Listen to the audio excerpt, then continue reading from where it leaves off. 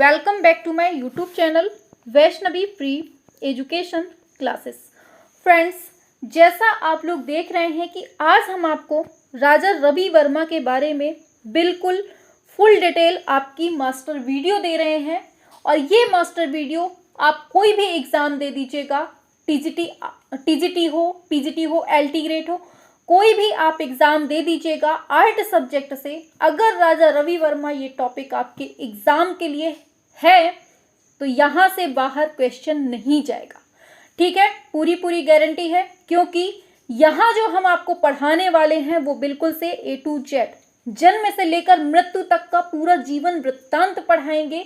जहाँ से क्वेश्चन बनना होगा, जहाँ से बनने की संभावना होगी, वो सभी आपको यहाँ से मिल जाएगा। ठीक है, तो फटाफट से सभी तक क्लास शेयर कर दीजिए और क्लास को एकदम धुआंधार बनाते हैं। एक चीज़ याद रखिएगा कि आप लोग कह देते हैं एग्जाम में अगर कोई ऐसा क्वेश्चन पूछ लिया जाता है तो आपको लगता है कि ये आउट ऑफ सिलेबस है। आउट ऑफ सिलेबस नहीं होता है, होता आपके ही सिलेबस से है, लेकिन आप लोग कुछ चुने हुए फैक्ट ही याद कर लेते हैं और उन्हीं को एग्जाम में पहुंचा लेते हैं अपने दिमाग में। लेकिन क्या होता है कि कभी कभी ऐसे फैक्ट आप नहीं पढ़ते हैं और वही एग्जाम में आ जाता है और वो आपको लगता है कि आउट ऑफ सिलेबस है। तो इस बार हमने ऐसी तरकीब सोची है कि अब आउट ऑफ सिलेबस वाला झंझट ही खत्म कर दिया जाए, बिल्कुल शुरू से लेकर लास्ट तक पढ़ा जाए, कुछ भी ना छोड़ा जाए। तो आउट ऑफ सिलेबस का ये जो झंझट है ये बिल्कुल भी नहीं आएगा सामने, है ना। तो चलिए जल्दी से फटाफट से क्लास स्टार्ट करते हैं। सभी तक क्लास को शेयर कर दीजिए, फिर अपनी क्लास को स्टार्ट करते हैं। ठीक है, चलिए तो देखिए अब स्टार्ट करते हैं राजा रवि वर्मा के बारे में। अब यहाँ से अपना जीवन वृत्तांत स्टार्ट हो जाता है। ठीक है, चलिए तो देख लेते हैं। तो देखिए आपके स्क्रीन पे आ रहे हैं राजा रवि वर्मा और इनका जन्म का टाइम दिया है, मृत्यु का टाइम दिया है। खैर अभी आगे पढ़ेंगे, हर चीज़ को समझेंगे। ठीक है, एक एक पॉइंट यहाँ से क्लियर होगा। आउट ऑफ सिलेबस का झंझट खत्म, बिल्कुल से निचोड़ के रख देंगे आज हम राजा रवि वर्मा के बारे में। ठीक है, तो देखिए क्या दिया है। चित्रकला सम्राट, भारत के रूबेंस, एशिया के रेम्ब्रा, भारत के टीशियां और ऐसे ही न जाने कितनी उपाधियों से सुशोभित राजा रवि वर्मा। क्वेश्चन बन गया इधर से। अब समझिए क्या पूछा जाएगा। पूछा जाएगा राजा रवि वर्मा को क्या क्या कहा जाता है। चित्रकला सम्राट कहते हैं, भारत का रूबेंस कहते हैं, एशिया के रेम्ब्रा कहते हैं, भारत के टीशिया कहते हैं। ये सब किसको कहते हैं? राजा रवि वर्मा को। ठीक है, भारतीय आधुनिक कला के प्रवेश द्वार पर पदार्पण करने वाले पहले कलाकार थे। ठीक है, चलिए वे आधुनिक भारतीय कला के इतिहास में उस संक्रमण काल के प्रतिनिधित्व करता थे जब भारतीय कला का संपर्क पाश्चात्य कला जगत से हुआ और एक राजघराने और संपन्न परिवार से होने के बावजूद भी इन्होंने चित्रकला को अपनी आजीविका का साधन बनाया, जिसे तत्कालीन समय में हेय दृष्टि से देखा जाता था। मतलब उस टाइम पर चित्रकला को बहुत ज़्यादा नीची दृष्टि से देखा जाता था, इतना ज़्यादा डेवलप नहीं था। फिर भी ये बहुत अच्छे घर से थे, ये फिर भी जाते हैं चित्रकला को अपनाते हैं। ठीक है, आगे देखते हैं। 19वीं शताब्दी के उत्तरार्ध में जब भारत में ब्रिटिश हुकूमत लगभग स्थिर हो गई थी, तब भारतीय रियासतों के राजा रजवाड़े, पढ़े लिखे शहरी अभिजात वर्गों तथा कुलीन जमींदारों की एक सेकेंड ऊपर कर देते हैं थोड़ा सा। देखिए, भारतीय रियासतों के राजा रजवाड़े, पढ़े लिखे शहरी अभिजात वर्गों तथा कुलीन जमींदारों की रुचि भारतीय कला साहित्य के साथ पाश्चात्य कला साहित्य की ओर उन्मुख हुई और उस काल के एक विशिष्ट और प्रतिनिधि कलाकार के रूप में राजा रवि वर्मा की कला में उन सभी प्रेरक तत्वों की सघन उपस्थिति हम देख सकते हैं। ये केवल डिटेल दी हुई है, यहाँ हमें केवल पढ़ के निकल जाना है। जहाँ से क्वेश्चन बनेगा वहाँ हम रुक के बता देंगे। ठीक है, अब समझिए आगे। पाश्चात्य अंकन शैली तथा भारतीय पौराणिक एवं ऐतिहासिक विषय वस्तु की रोमांटिक प्रस्तुति उनकी कला की मुख्य पहचान बन गई। पूछा जाता है पाश्चात्य अंकन शैली किससे संबंधित है? भारतीय पौराणिक और ऐतिहासिक विषय वस्तु ये किससे संबंधित है? तो आपका आंसर कहाँ जाएगा? राजा रवि वर्मा। ठीक है, यहाँ से क्वेश्चन पूछा गया है। आगे चलते हैं। इस सफल समन्वय के पीछे राजा रवि वर्मा की कला, प्रतिभा, अथक परिश्रम और इन दोनों शैलियों को गंभीरतापूर्वक समझने की उनकी प्रवृत्ति का बहुत बड़ा योग रहा है और इस प्रकार के समन्वय को जन्म देने वाले वह भारत के प्रथम चित्रकार थे। ठीक है। दरअसल राजा रवि वर्मा के चित्रों ने उस जमाने में हिंदी की पौराणिक ऐतिहासिक फिल्मों के पोस्टर्स तक अपना असर डाला। उनके बारे में यह भी सर्वविदित है कि वे पहले भारतीय चित्रकार थे जिन्होंने, बहुत इंपॉर्टेंट लाइन, जिन्होंने कैनवास पर तेल रंगों में काम करना शुरू किया था। इस लाइन को याद रखना है, यहाँ से क्वेश्चन पूछा गया है। ठीक है। और इस नाते वे भारत में तैल चित्रण के अगुआ कहलाए। बहुत इंपॉर्टेंट। यह भी विदित है कि हुसैन के पहले राजा रवि वर्मा अपने न्यूड चित्रों को लेकर सबसे अधिक विवादास्पद रहे हैं। किसके पहले? हुसैन के पहले। ठीक है। अच्छे से समझते जाइए कि जहां से क्वेश्चन बन रहा है हम बिल्कुल से टिक लगाते जा रहे हैं। ठीक है। बाकी जहां नहीं है पढ़ने लायक तो बस वहां जल्दी जल्दी चलिए। अब बनेगा यहाँ से क्वेश्चन, समझिए। राजा रवि वर्मा का जन्म 29 अप्रैल 1848 को केरल के किलीमन्नूर नामक कस्बे में होता है। राजा रवि वर्मा जैसा एक सक्रिय और संवेदनशील कलाकार यदि कल्पनाशील होकर विपुल संख्या में चित्रों का निर्माण कर सका और अपनी कला, ये जो पहली लाइन लिखी है ना, ये आपके एग्जाम के लिए है, याद कर लीजिएगा। ठीक है। यात्रा को यश और समृद्धि के शिखर तक पहुंचा सका, तो इसके पीछे कहीं ना कहीं उनका घर परिवार और तत्कालीन त्रावणकोर के राजघराने से संबंध था। ठीक है। ये पूछा जाता है किस राजघराने से संबंधित है राजा रवि वर्मा, तो त्रावणकोर के। राजा रवि वर्मा का परिवार सुसंस्कृत और अभिजात वर्ग से संबंधित था। ये भी पूछा गया है क्वेश्चन। ठीक है।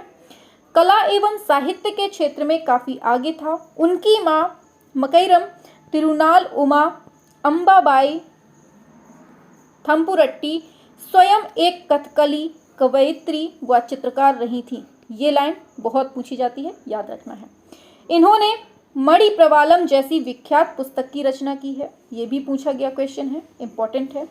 उनकी एक अन्य कृति है पार्वती स्वयंवर, ये भी याद रखना है, जिसे उसके निधन के पश्चात रवि वर्मा ने प्रकाशित कराया था। और राजा रवि वर्मा के पिता, बहुत इंपॉर्टेंट है, एजुहमविल नीलकंठन भट्ट त्रिपाद, ये संस्कृत भाषा व आयुर्वेद के प्रकांड विद्वान थे।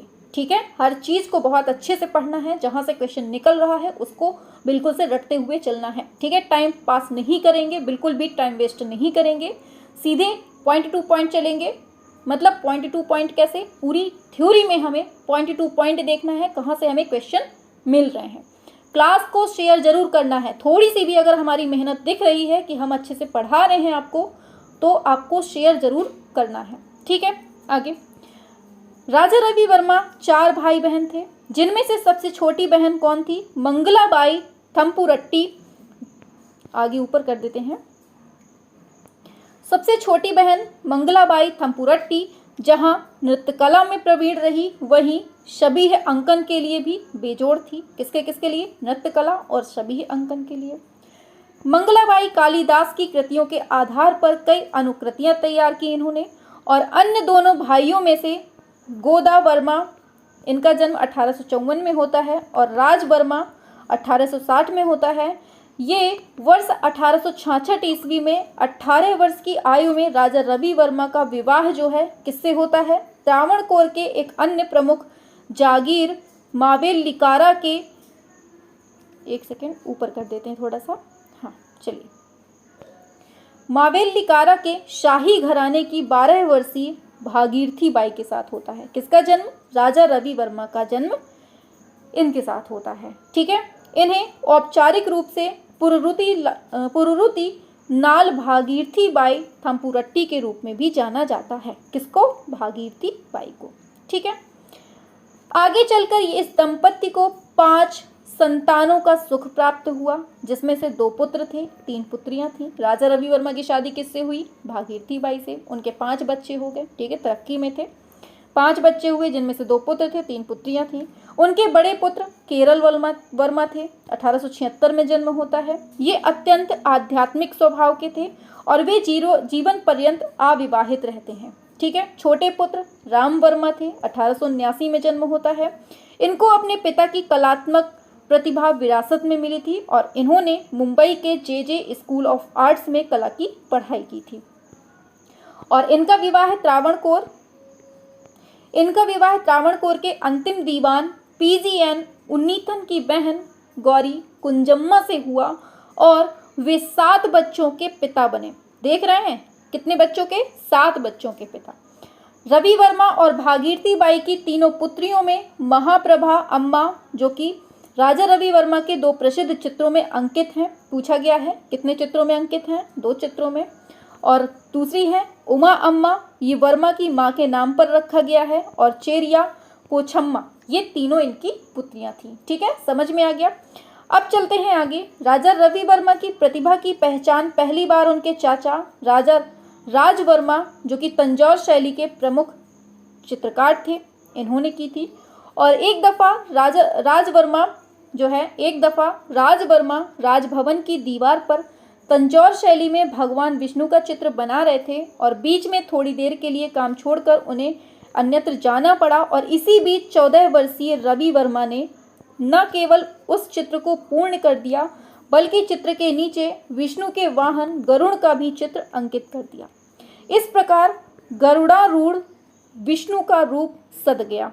ठीक है, और राजा वर्मा, जो उसके चाचा थे राज वर्मा, जब शेष काम करके वापस आए तो उन्हें आश्चर्य हुआ कि उन्होंने बालक को गले लगा लिया। उन्होंने उनको गले लगा लिया और बस वही क्षण था जिसमें चाचा ने तय किया कि वे बालक को एक मशहूर चित्रकार बनाकर रहेंगे। ठीक है, और वे बालक रवि वर्मा को किलीमन्नूर से, समझते जाइए स्टोरी, पूरी स्टोरी है, किलीमन्नूर से त्रावणकोर के महाराजा अलियम्मन जो हैं अयिल्लम, एक तो अजीब से नाम है इनके, अयिल्लम तिरुनल के पास ले गए, जहां उसने राजा प्रसाद के दरबारी चित्रकार थे अलागिरी नायडू, बहुत पूछा जाता है इनके गुरु का नाम। ठीक है, अलागिरी नायडू से प्रारंभिक शिक्षा ग्रहण की और राजप्रसाद में तैनात एक अन्य प्रसिद्ध दरबारी चित्रकार रामास्वामी नायकर से उन्होंने जल रंग में काम करना सीखा। ठीक है, अलागिरी नायडू थे, फिर दूसरे रामास्वामी नायकर। ठीक है, इनसे इन्होंने जल रंग में सीखा। हालांकि रवि वर्मा के प्रारंभिक कला गुरु के बारे में इतनी परस्पर विरोधी बातें सुनाई पड़ती हैं कि कई बार सही निष्कर्ष तक पहुंचने में काफ़ी दिक्कत होती है। कला आलोचक ज्योतिष जोशी के शब्दों में क्या है, बहुत से कला आलोचक और इतिहासकार इस बात को काटते हैं कि अलागिरी नायडू ने रवि वर्मा को कला की प्राथमिक शिक्षा दी और कुछ लोग रामास्वामी नायकर को लेकर भी संदेह पैदा करते हैं। लेकिन सच्चाई यही है कि रामास्वामी नायकर ने त्रावणकोर के राजा के कहने पर रवि वर्मा को जल रंग की पद्धति में काम करना सिखाया। और यह भी सत्य है कि बालक को अलागिरी नायडू ने शुरुआती कला संस्कार दिए। ठीक है, अब आगे चलते हैं। सौभाग्य से उन्हें राजप्रसाद में एक बहुत संपन्न पुस्तकालय भी मिल गया। इसमें मलयालम और संस्कृत के साहित्य और कला का सैकड़ों ग्रंथ थे वहाँ पे, जिन्हें उन्होंने खंगाल डाला और विष्णु धर्मोत्तर पुराण के चित्र सूत्र, मूर्ति शास्त्र तथा संस्कृत नाटकों के गहन अध्ययन ने उनमें मिथकीय इमेजनरी की विराट और विशिष्ट समझ, संवेदना और सौंदर्य दृष्टि के विकास में एक ठोस आधार भूमि का काम बिल्कुल से किया। ठीक है, उनके अंदर इतनी उत्तेजना पैदा कर दी, इतना उनके अंदर भाव विभोर कर दिया कि उनके अंदर प्रेरणा जागृत हुई। और यहाँ तक कि बाद में राजा रवि वर्मा ने संस्कृत के छंदों में कविताएं भी लिखी। ठीक है, और इस तरह रंग और शब्द दोनों के मर्म को जानने के लिए ही उन्होंने संगीत के स्वरों को भी समझा। आगे चलते हैं। चाचा इनके थे राज वर्मा, अलागिरी नायडू तथा रामास्वामी नायकर की कला दीक्षा से अकूत प्रतिभा के धनी रवि वर्मा को अकूत लाभ हुआ, पर उन्हें तेल रंगों के प्रयोग की तकनीक मालूम नहीं थी। अभी भी उनको तेल की मालूम नहीं है। ठीक है, इसी बीच एक दिन मद्रास के एक अखबार में तेल रंगों का विज्ञापन छपा और यह माध्यम उनके लिए पहले से ही नितांत अपरिचित था और चुनौतीपूर्ण था। चाचा थे इनके राज वर्मा, इन्होंने युवा भतीजे रवि वर्मा के लिए तेल रंगों को उपलब्ध करवाया, लेकिन वे इसके इस्तेमाल की टेक्निक से अनभिज्ञ थे, उन्हें नहीं पता था। उन्हीं दिनों त्रावणकोर राज दरबार में शबीह पोर्ट्रेट बनाने के लिए एक ब्रिटिश चित्रकार थियोडोर जेनसन आता है। ठीक है, जिसका शबीह आंकने में बड़ा नाम था, बहुत फेमस था ये। और थियोडोर जेनसन से आग्रह किया गया कि वह बालक राजा रवि वर्मा को तेल रंगों में काम करने की तकनीक बता दें, प्रशिक्षण दे दें। लेकिन जल रंग में राजा रवि वर्मा द्वारा किए गए काम को देखकर वह यह जान चुका था कि ऐसी अदम्य इच्छा से भरे प्रतिभाशाली युवक को तेल रंग का उपयोग सिखाना स्वयं के लिए एक खतरा मोल लेना था, क्योंकि बहुत होशियार थे वो। बहरहाल ईर्ष्यावश उसने स्पष्ट इनकार कर दिया कि मैं नहीं सिखाऊंगा। ठीक है, उसने कहा कि वह उनके द्वारा बनाए चित्रों को तो देख सकता है, लेकिन रंग संयोजन और रंग मिश्रण के समय वह किसी को भी अंदर आने की अनुमति नहीं देगा। नतीजतन युवा राजा रवि वर्मा ने गहरे मनोयोग के साथ, पूरी स्टोरी समझते जाइएगा कैसे क्या हो रहा है, भिड़कर स्वयं ही सब कुछ सीख लिया और कुछ दिनों में महाराज और महारानी की सुंदर कंपोजिशन उसी यथार्थवादी शैली में तेल रंग से बना दिया, जिसे देखकर सभी आश्चर्यचकित रह गए, क्योंकि यह तस्वीर थियोडोर जेनसन ने बनाई, मतलब थियोडोर जेनसन की बनाई तस्वीर से कहीं बेहतर बनी थी। मतलब जो उसका महान, मतलब प्रसिद्ध था जिसके लिए, उससे भी अच्छा उन्होंने बना दिया। ठीक है, और इस तरह से तेल रंगों में प्रयोग करने वाला जो है राजा रवि वर्मा भारत के प्रथम चित्रकार कहलाए। ठीक है, इंपॉर्टेंट लाइन है। यह विडंबना ही है कि कला जगत में आज भी यह भ्रम बनाए रखा गया है कि जेनसन ने रवि वर्मा को तेल रंगों के प्रयोग की टेक्निक सिखाई, जो कि पूर्णतः असत्य है, जबकि उन्होंने मना कर दिया था कि हम नहीं सिखाएंगे। क्यों? क्योंकि वो बहुत ज़्यादा होशियार बच्चा था, बहुत ज़्यादा टैलेंटेड था कि ये मतलब जल रंग में ही वो इतना अच्छी कलाकारी कर रहा है जो मैं नहीं कर पाता हूँ। अगर मैंने इसको तेल की सिखा दी तो ये तेल में भी हमसे भी आगे निकल जाएगा। इस जलने की बस मतलब क्या कहते हैं उसको, ईर्ष्यावश उसने नहीं सिखाई थी। लेकिन जो इतिहास है वो यही कहता है कि उन्होंने सिखाई थी, लेकिन चला आ रहा है। आगे देखते हैं अब। जेनसन ने राजा रवि वर्मा को तेल रंगों के प्रयोग की टेक्निक सिखाई थी, मतलब नहीं सिखाई थी, ये पूर्णतः असत्य है। सत्य यही है कि इस कलाकार ने किसी भी कला संस्थान से कला की कोई विधिवत शिक्षा नहीं ली। चित्रांकन की यूरोपीय यथार्थवादी शैली में प्रयुक्त होने वाले स्पष्ट पर्सपेक्टिव इत्यादि के अध्ययन हेतु उन्होंने पद्मनाभपुर के मालाबार स्कूल ऑफ पेंटिंग में दाखिला लेना चाहा, लेकिन उनको निराशा ही हाथ लगी। उन्होंने जो कुछ अर्जित किया अपनी प्रतिभा और परिश्रम तथा साधना से पाया। इतना अवश्य था कि उन्होंने त्रावणकोर के महाराजा की मदद से लंदन की रॉयल अकादमी द्वारा पश्चिम की चित्रकला पर प्रकाशित होने वाली और बहुमूल्य पुस्तकों को मंगवाया और अत्यंत सूक्ष्मता के साथ स्वयं ही यूरोपीय कलाकारों की यथार्थवादी टेक्निक और चित्रभाषा को सीखकर भारत का प्रथम यथार्थवादी चित्रकार कहलाया। ये इंपॉर्टेंट है, भारत का प्रथम यथार्थवादी चित्रकार कहलाने का श्रेय किसको मिला है? तो राजा रवि वर्मा को। भारतीय चित्रकला का आधुनिक बनाने की सर्वप्रथम इन्होंने ही पहल की। आगे चलते हैं। उन्हीं दिनों राजा रवि वर्मा के काम से लॉर्ड हर्बर्ट इतना अधिक प्रभावित हुए कि उन्होंने उनकी चित्रकृतियों को अंतर्राष्ट्रीय कला प्रदर्शनियों में स्पर्धा के लिए भेज दिया। समझ रहे हैं धीरे धीरे इनकी कैसी प्रसिद्धि बढ़ती जा रही है। वीना की एक ऐसी ही कला प्रदर्शनी में उन्हें ऑनरेबल मेंशन मिला, ठीक है, और एक अन्य प्रदर्शनी में उन्हें स्वर्ण पदक मिला। तो सारा दृश्य ही बदल गया। इस पदक के बाद राजा रवि वर्मा का जो इनकी ख्याति है वो पूरी दुनिया में फैल गई, और इस ख्याति का नतीजा था, क्या नतीजा था कि ड्यूक ऑफ बकिंघम ने महाकवि कालिदास के चर्चित महाकाव्य अभिज्ञान शाकुंतलम की नायिका को ध्यान में रखकर बनाई गई उनकी विख्यात तेल चित्रकृति शकुंतला, बहुत इंपॉर्टेंट लाइन लिखी है, ये यहाँ से याद कर लीजिए बहुत अच्छे से। राजा रवि वर्मा का सबसे पहला पौराणिक चित्र था, इसको खरीदी थी किसने? ड्यूक ऑफ बकिंघम ने। बहुत इंपॉर्टेंट लाइन है।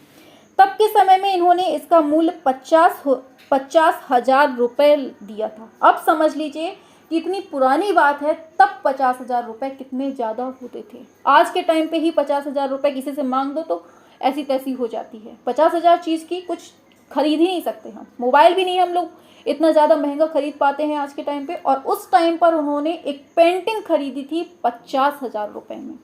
समझ रहे हैं बात को? आगे बढ़ते हैं। तो इसी चित्र को सर विलियम द्वारा अभिज्ञान शाकुंतलम के अंग्रेजी अनुवाद ग्रंथ के मुख्य पृष्ठ पर प्रकाशित किया गया। यहाँ तक आते आते उनके सामने एक मार्ग स्पष्ट हो चुका था कि अब उन्हें अपनी कला को अंतर्राष्ट्रीय स्तर के कलाकारों के समकक्ष ले जाना है। यहाँ यहाँ यह स्पष्ट कर देना प्रासंगिक होगा कि उनके लिए जो कला दिशा चुनी जा रही थी उसकी वाजिब वजह यह थी कि ईस्ट इंडिया कंपनी के कमीशन्ड आर्टिस्ट भारत आकर जो चित्रांकन कर रहे थे उसमें जहाँ एक ओर भारत को सांपों, जादू टोना और भूख से बिलबिलाते नंगे भूखों को का देश बताया जा रहा था, वहीं दूसरी ओर क्या हो रहा था, वहीं दूसरी ओर पंडों, पुजारियों और नदियों में करोड़ों की संख्या में एक साथ नहाने वालों का देश बताया जा रहा था। समझ रहे हैं? और उस समय के ब्रिटिश चित्रकारों ने जो रेखांकन और चित्रांकन किए हैं उनसे इस तथ्य का सत्यापन देखने को मिल सकता है। दरअसल यह वह कालखंड था जब औपनिवेशिक सत्ता के विरुद्ध एक धीमी लपट लगभग सारे देश में उठ रही थी, क्योंकि भारतीयों को लग रहा था कि वे ब्रिटिश साम्राज्यवाद के शिकंजे में फंसकर अपनी अस्मिता को खो रहे हैं और भारत की भव्य और विराट परंपरा पर वक्त की धूल जमती जा रही थी। निश्चय ही उसकी तलाश में सिर्फ मुड़कर पीछे देखा जा सकता है। निकट अतीत गड़बड़ था और भविष्य अस्पष्ट और एक गहरी धुंध के पार था। मतलब ये सब जब अंग्रेज अपने ऊपर अत्याचार कर रहे थे, ये तब का बताया जा रहा है। केवल पढ़ लीजिए इसको, यहाँ से क्वेश्चन नहीं बनेगा। इसलिए निकट अतीत के उत्खनन को इन्होंने इरादतन रद्द करते हुए सुदूर अतीत या कहें कि पवित्र की तरफ अग्रसर होना तय किया, क्योंकि विराट और वैविध्य वहीं भर ही शेष था जो ऊर्जा देने के विकल्प की तरह सामने था। शायद यही वह द्वंद्व था जिसने राजा रवि वर्मा को अपने चित्रों के विषयों को निर्धारित करने में एक बड़ी निर्णायक भूमिका अदा की। मतलब ये इसलिए बताया जा रहा है क्योंकि राजा रवि वर्मा जो देख रहे हैं समाज में उसी को फिर वर्णित करते हैं अपने चित्रों में। ठीक है, तो अब समझिए, इन्होंने संस्कृत नाटकों, गीत गोविंद, रस मंजरी से मदद ली और यूरोपीय न्यू क्लासिकल रियलिज्म की संभावनाओं का दोहन करते हुए भारतीय पौराणिक कथाओं और देवी देवताओं का चित्रण आरंभ किया। बहुत इंपॉर्टेंट लाइन है। किंचित इसी कारण चित्रित देव स्त्रियों की काया कुछ कुछ प्रफुल्ल बनने लगी। दरअसल सौम्य भाव की निर्दोष सात्विकता को अपनी कला की गहरी ऐन्द्रिकता के जरिए रवि वर्मा ने उसे अतिक्रमित किया और नतीजतन वे एक खास किस्म की सेंसुअसनेस से भरी स्त्रियां थीं जो पूज्य से अधिक रूपविष्टता का भाव लिए हुए थीं। बहरहाल निर्विवाद रूप से यह कहा जा सकता है कि राजा रवि वर्मा की चित्रकृतियां रंग व्यवहार में अन्यतम थीं और वह क्षमता रैम्ब्रा, गोया, टिशियन और रूबेंस से रत्ती भर भी कम नहीं थी। अभी भी गोया की न्यूड माजा, रैम्ब्रा की सस्कियां और टिशिया की वीनस ऑफ उर्बिनो से राजा रवि वर्मा की किसी भी निर्वसना की तुलना बआसानी की जा सकती है। बल्कि यह कहा जा सकता है कि वे चित्रभाषा में भी यूरोप के उपर्युक्त महान चित्रकारों के स्तर पर ठहरती है। यहाँ से कुछ नहीं पूछा जाएगा, बताएंगे अभी। कहना ना होगा कि उनकी चित्रकृतियों में देह की कामाश्रयी, यहाँ से समझते जाइए कि कैसी क्या स्टोरी है। ठीक है, यहाँ से ये पूरा जीवन वृत्तांत चल रहा है उनका। क्वेश्चन कहाँ से बनेगा हम बताएंगे। ठीक है, कहना ना होगा कि उनकी चित्रकृतियों में देह की कामाश्रयी अभिव्यक्ति रंग अभिव्यक्ति में काव्यात्मक लगती है। सेक्स को लिरिकल बनाने का यह अद्भुत उपक्रम था जो हमारे रस सिद्धांत की समझ से पैदा हुआ था और इन सब से पश्चिम के कलाकार भी जलभुन रहे थे। राजा रवि वर्मा के लिए पुरा कथाओं और देवी देवताओं का चित्रण आसान नहीं रहा होगा, क्योंकि उनके आभूषण और वस्त्र विन्यास के साथ ही साथ उस परिवेश और काल को भी समाहित करना था जिसका कोई प्रत्यक्ष साक्ष्य नहीं था।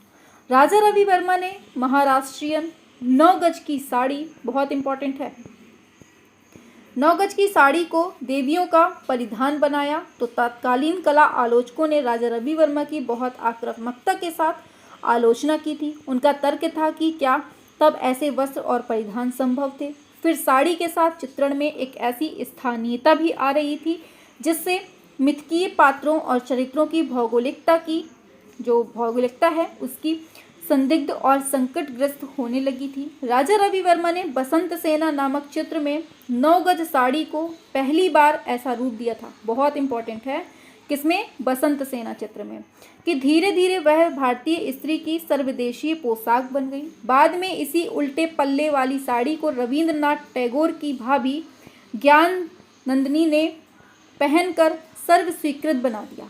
बहरहाल साड़ी लपेटन की इस शैली ने तत्कालीन फिल्मों को भी प्रभावित किया और फिल्मों की नायिकाएं अब राजा रवि वर्मा के चित्रों की नायिकाओं सदृश साड़ी पहनकर पर्दे पर आने लगी। समझ रहे हैं कहाँ से ये सब हो रहा है? आज भी साड़ी लपेटने की यह शैली भारतीय स्त्री के अभिजात्य परिधान की एक बड़ी विशेषता बनी हुई है। ठीक है, आगे बढ़ते हैं। तो राजा रवि वर्मा ने अपनी कला को स्वरूप देने के लिए अपने छोटे भाई के साथ भारत की सांस्कृतिक यात्रा की। दिल्ली, राजस्थान, कोलकाता, लाहौर, तंजौर, मायावरम या श्रीरंगम की यात्रा हो या देश के अन्य महत्वपूर्ण स्थलों का भ्रमण हो, रवि वर्मा ने अपनी कला को जीवंत बनाने की पूरी कोशिश की है और अनेक स्थलों पर रेल सुविधा उपलब्ध न होने के बावजूद अन्य साधनों द्वारा अपनी यात्रा पूरी की है। इसके तत्काल बाद ही इन्होंने अपनी चित्र कृतियों में भूदृश्य भी चित्रित करना शुरू किया। बहरहाल चित्रों में पृष्ठभूमि के रूप में जो लैंडस्केप होते हैं वह उनके अनुज किया करते थे। मानस यात्रा नामक उनकी एक काव्य पुस्तक प्राप्त होती है जिसमें इन्होंने अपनी यात्राओं का बड़ा रोचक वर्णन किया है। ये पूछा जा चुका है, ये याद करिए। आगे बढ़ते हैं। तो ब्रिटिश प्रशासकों ने खासकर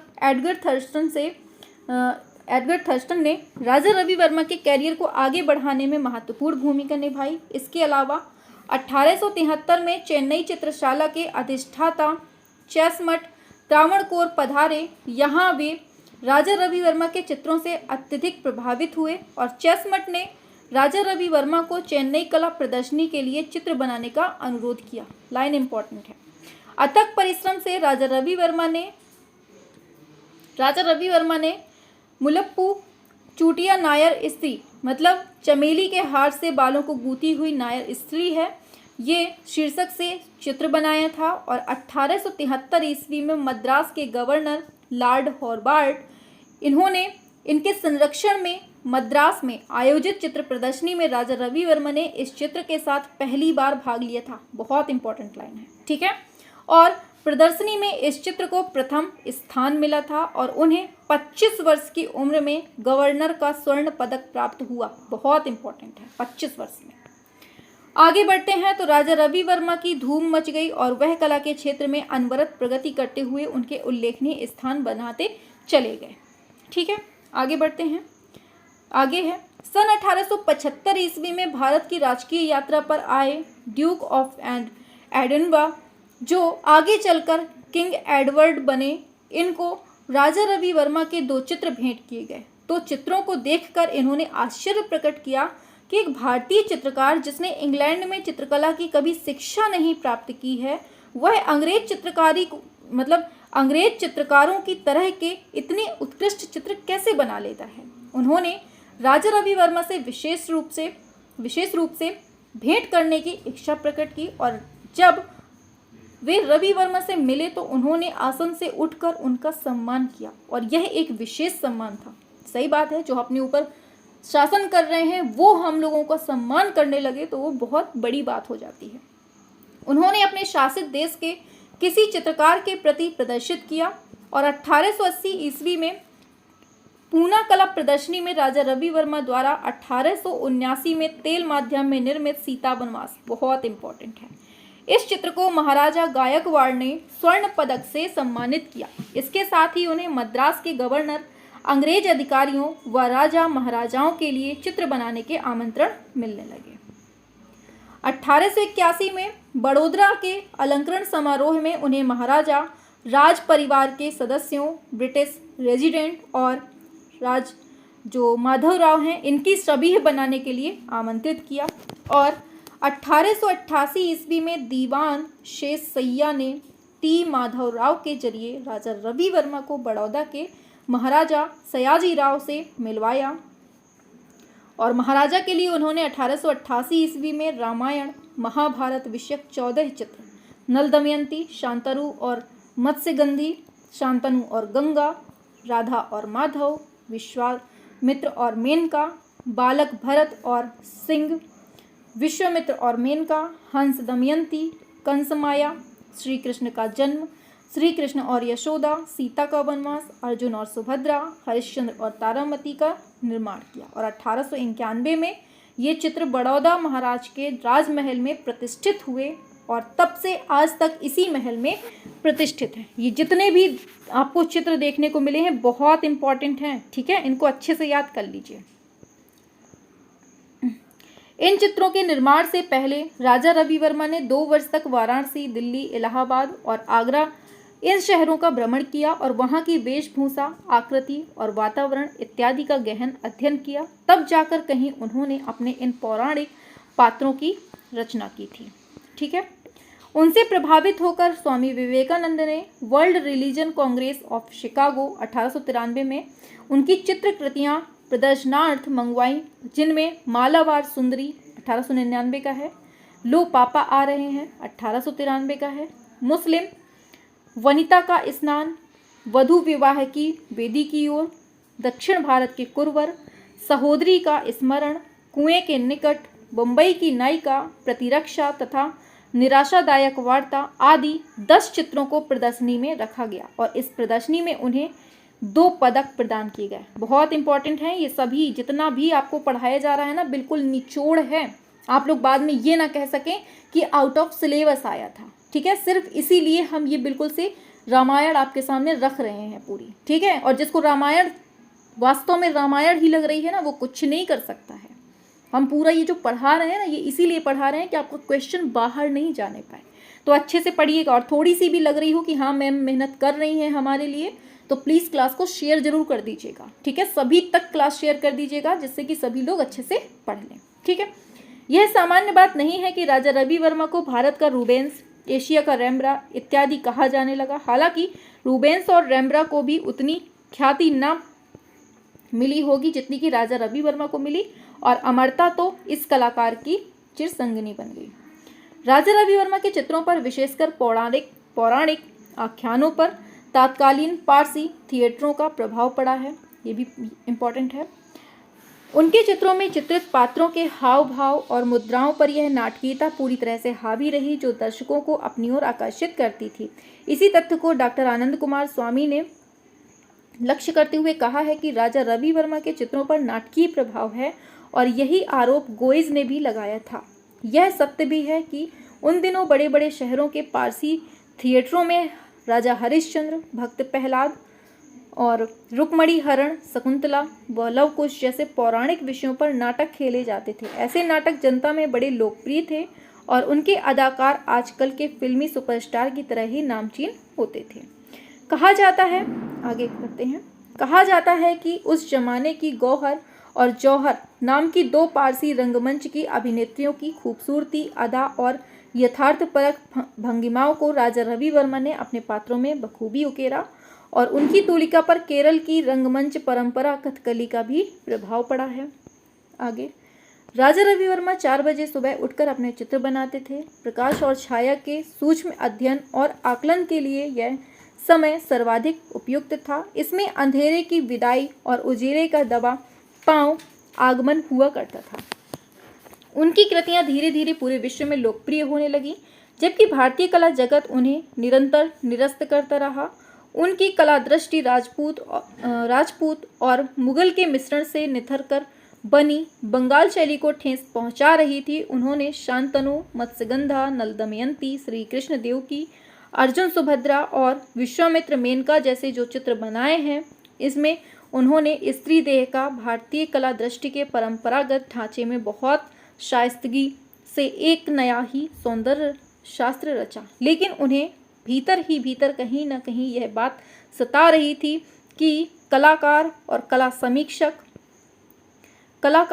कला समीक्षक उनके काम को लगातार निर्ममता के साथ नकार रहे थे। यहाँ तक कि महर्षि अरविंद ने भी बंगाल स्कूल के प्रति रह आए और अपने अनुराग की अशक्ति में राजा रवि वर्मा द्वारा सृजित चित्रकृतियों पर अपनी आपत्ति प्रकट की थी। जहाँ एक ओर भारत में उनके द्वारा चित्रित स्त्री की देह को कामना की सृष्टि करने वाली कह के निरादृत कर दिया जा रहा था, तो वहीं दूसरी ओर विदेशों में इस विशिष्टता की सराहना की जा रही थी। हालांकि आज भी कुछ समीक्षक उनकी सौंदर्यमूलक ऐन्द्रियता की वजह से उनके द्वारा चित्रित स्त्री आकृतियों के बारे में कहते हैं कि राजा रवि वर्मा ने तो एक तरह से fanciful representation of women body को ही पेंट किया है। ठीक है, आगे बढ़ते हैं, आगे चलते हैं। तो राजा रवि वर्मा ऐसे पहले चित्रकार थे जिन्होंने हिंदू देवी देवताओं को आम इंसान जैसा दिखाया। बहुत इंपॉर्टेंट लाइन।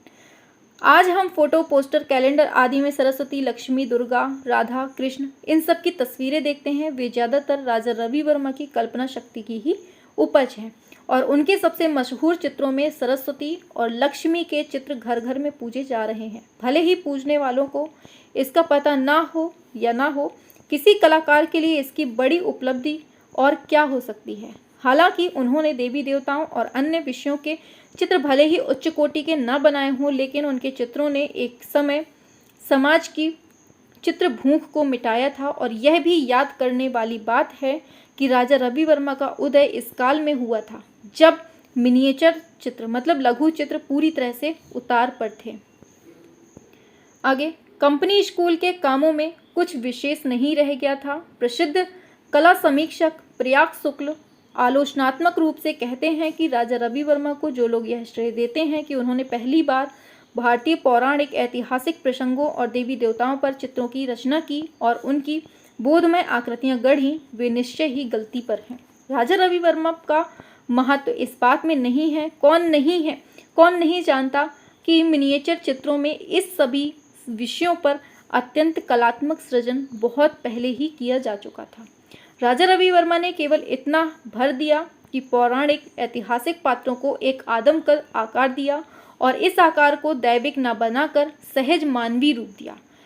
अपने इस प्रयत्न में उन्होंने निश्चय ही सब समय कला गुणों का ध्यान नहीं रखा और इन चित्रों को जैसे अतिरिक्त रूप से मनोहारी बनाना चाहा और एक अलंकारिक शैली में। ठीक है, आगे बढ़ते हैं। तो लेकिन गौर करने लायक बात यह थी कि इस प्रयत्न में उन्होंने शबीह अंकन व आकृति अंकन का एक नई तरह से ध्यान दिया और यूरोपीय पर्सपेक्टिव का प्रवेश भी अपनी कला में किया। ये सारी चीज़ें उन्हें कम से कम इतिहास के उस बिंदु पर खड़ा करती हैं जिसकी मौजूदगी से इनकार करना उनके ही नहीं कला इतिहास के प्रति अन्याय होगा। आगे बढ़ते हैं। राजा रवि वर्मा के तेल चित्रों की मांग लगातार बढ़ती गई। उन्होंने सोचा कि यदि इन चित्रों को आमजन तक पहुंचाना है तो प्रिंटिंग प्रेस खोलना होगा।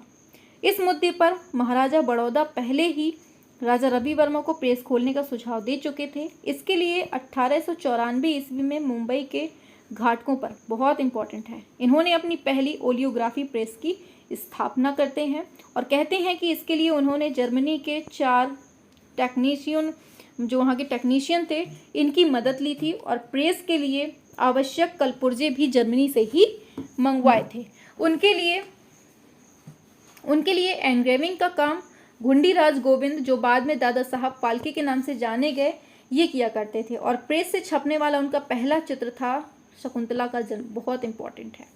फिर महालक्ष्मी, सरस्वती नामक 2 चित्र छपे। लेकिन हुआ यह कि धीरे धीरे प्रेस का आर्थिक घाटा बढ़ता चला गया क्योंकि वे एनग्रेविंग के लिए किए जा रहे निवेश पर स्वभावगत कारणों से यथेचित निगाह नहीं रख पाए और इस तरह अंततः उन्हें छापा खाना बंद करना पड़ा और वे भारी कर्ज से घिर गए थे। बहरहाल बावजूद इतनी कठिनाइयों के उनके छापों ने उनके स्वप्न को आधा अधूरा ही सही लेकिन काफ़ी कुछ अर्थों में कण कण वाले भगवान को घर करके भगवान के रूप में साकार कर दिया और यह एक किस्म का नया डोमेस्टिकेशन ऑफ गॉड था। कहना ना होगा कि मंदिर से उठाकर भगवान को राजा रवि वर्मा ने सामान्य आदमी के घर के ड्राइंग रूम का स्थायी नागरिक बना दिया।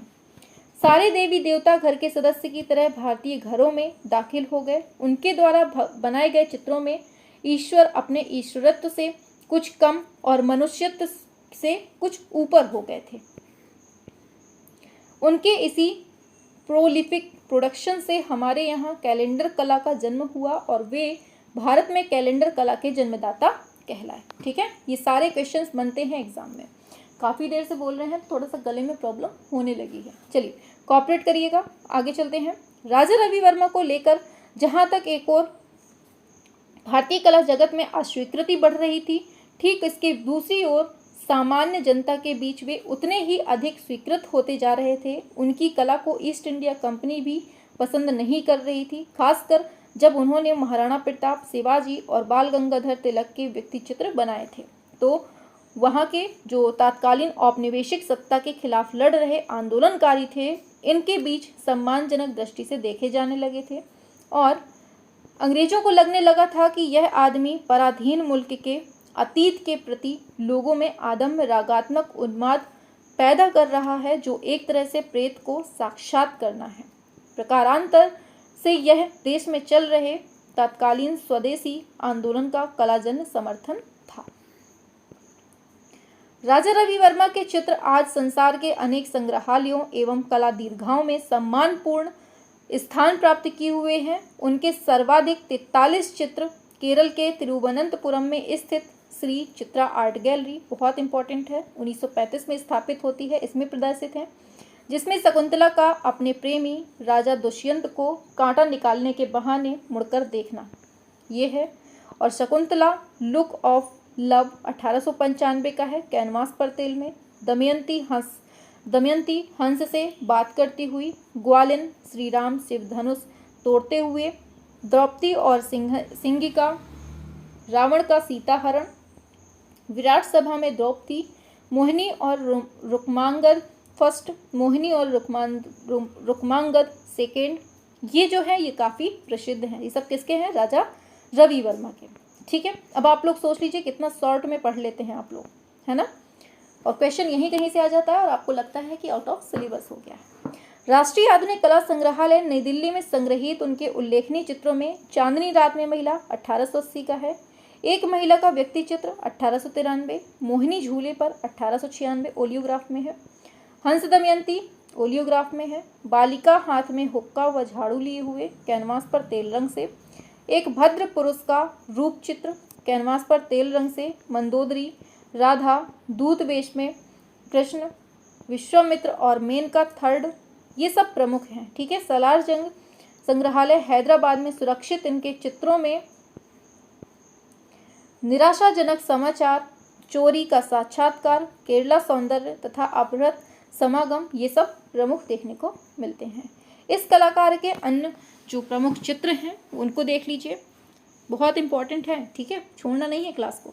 Shakuntala love epistle 2 Dushyant. अब बहुत टाइम हो गया है ना, तो अब थोड़ा सा जीभ लड़खड़ा रही है, थोड़ा सा कोऑपरेट करिएगा। ठीक है, सीता का पाताल प्रवेश, हरिश्चंद्र और तारामती, कैद में स्त्री, वीणा के साथ मालाबार युवती, शकुंतला अपने सखियों के साथ, भिक्षाटन, गेंद से खेलती हुई मोहिनी, राम समुद्र का मद मर्दन करते हुए, शकुंतला वियोग, सीता हरण, भीष्म प्रतिज्ञा, इंद्रजीत, विजय, द्रौपदी, मेनका महेंद्र, गंगा शांतनु, दुर्योधन, द्रौपदी, शांतिदूत श्री कृष्ण, हंसदूत, कुलीन महिलाएं, रावण और जटायु, नंद और देवकी, साधु और मेनका, वामन अवतार, विष्णु का विश्वरूप, माँ और शिशु, दरिद्रता, अर्जुन और सुभद्रा, शांतनु और सत्यवती, सिंघका और सिरंधरी, रावण जटायु युद्ध,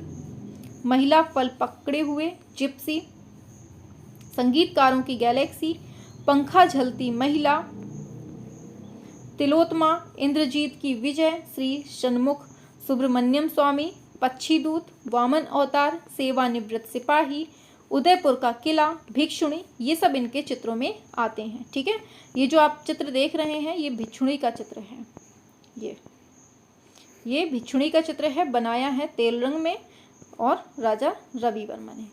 राजा रवि वर्मा को भी वही परेशानी झेलनी पड़ी थी जो आगे चलकर मकबूल फिदा हुसैन ने झेली थी। वैसे भी वह 125 साल पहले का भारत था।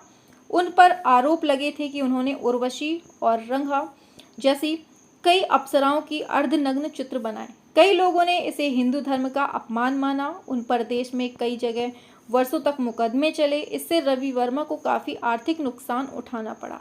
ऊपर से उन्हें मानसिक प्रताड़ना भी झेलनी पड़ी। कहा जाता है कि उनसे नाराज लोगों ने उनकी मुंबई स्थित लिथोग्राफी को जला दिया था और इस अग्निकांड में न केवल मशीन बल्कि उनके कई बहुमूल्य चित्र भी जलकर नष्ट हो जाते हैं।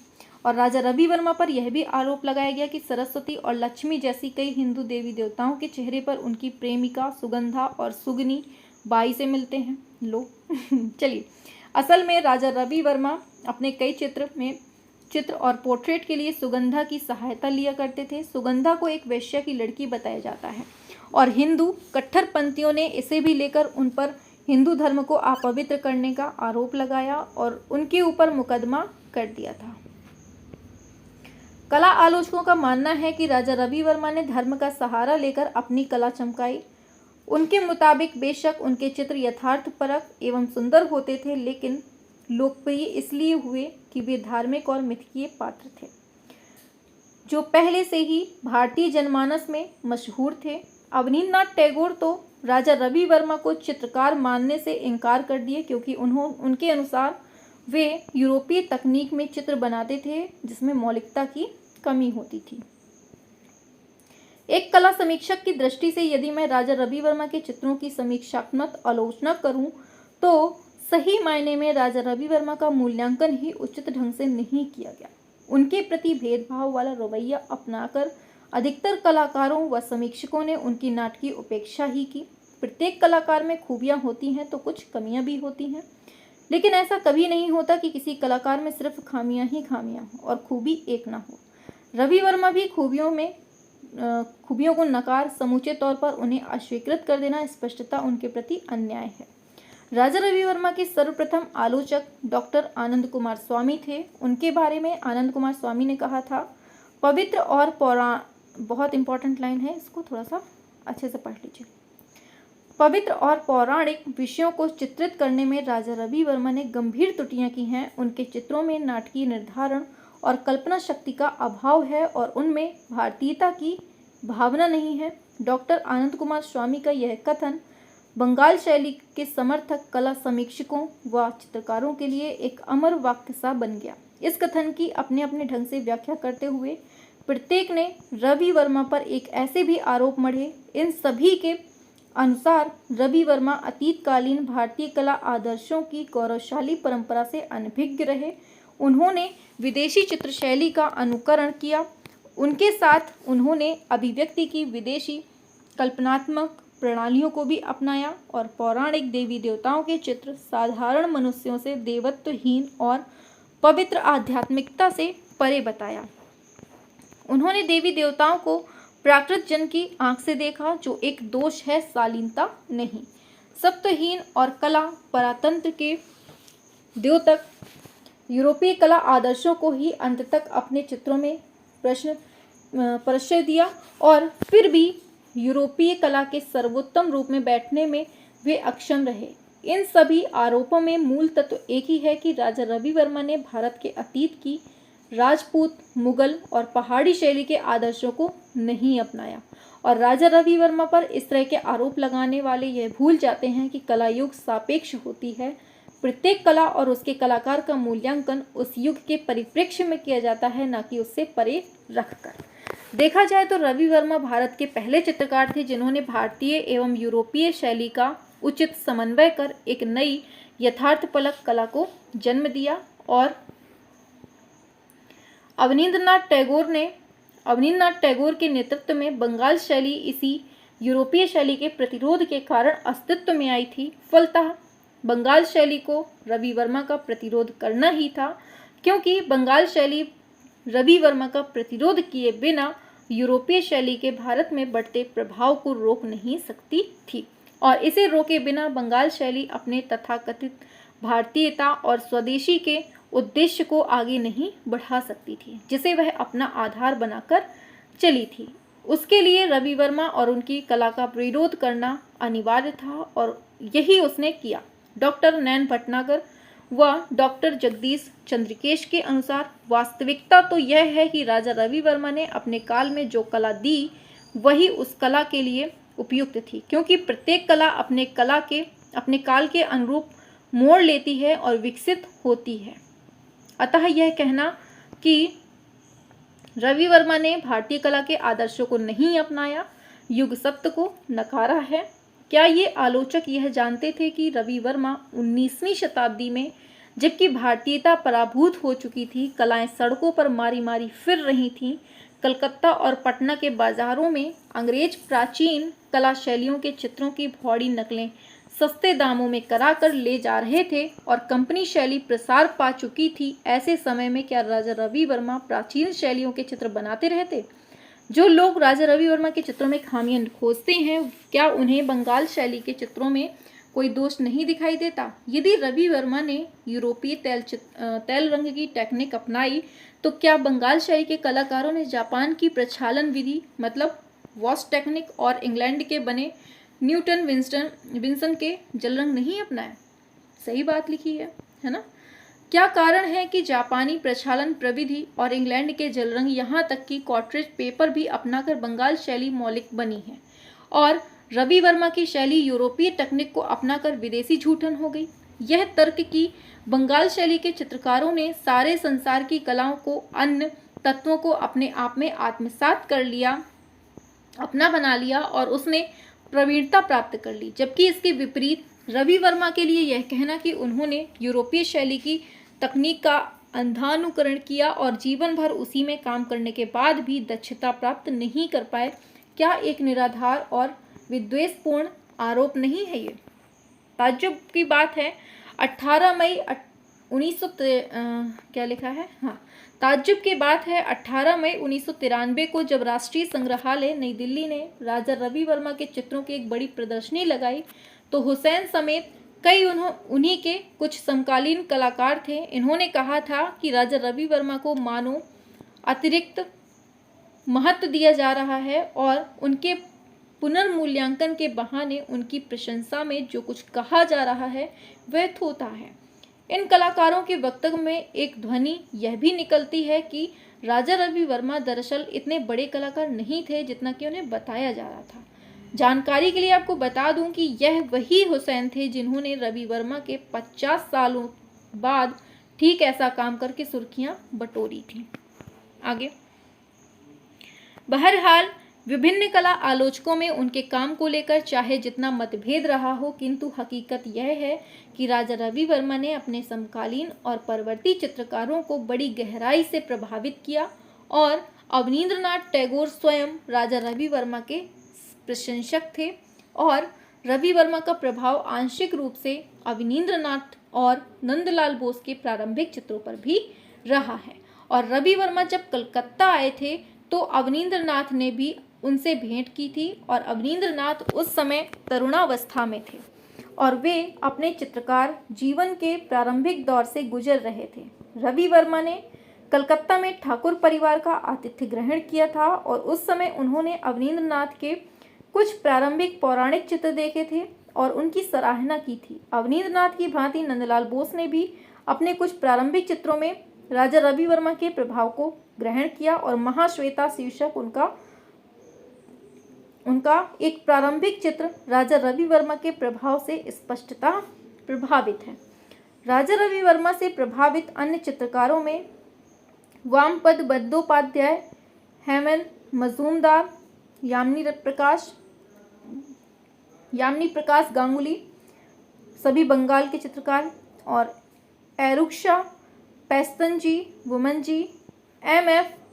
विथवाला, एंटोनियो जेवियर त्रिरांत, L.N. तास्कर, माधवराव विश्वनाथ धुरंधर, लाल काका गणपत राय महात्रे, सातवलेकर, तालीन, मुलगांवकर, J.P. सिंघल और रूप किशोर कपूर, ये सब उल्लेखनीय जो इनसे प्रभावित थे। ठीक है, याद रखना है।